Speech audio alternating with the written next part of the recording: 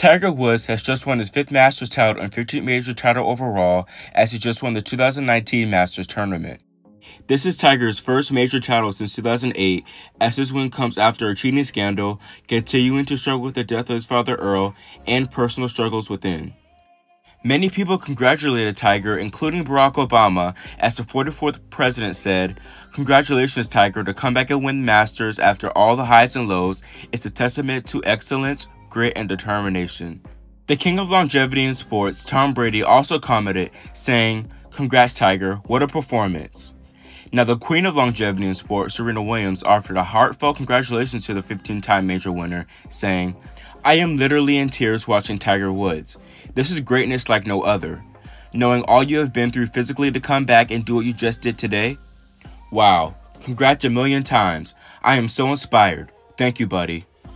Serena herself is looking for her comeback title, as the American hasn't won a major title since the 2017 Australian Open. She came close last year as she reached the Wimbledon and US Open finals, but maybe Tiger's master run will inspire the 23-time Grand Slam champ to go one round further. That's all for today's breaking tennis news. Are you shocked to see Tiger winning another major, or do you think he had it in him all along?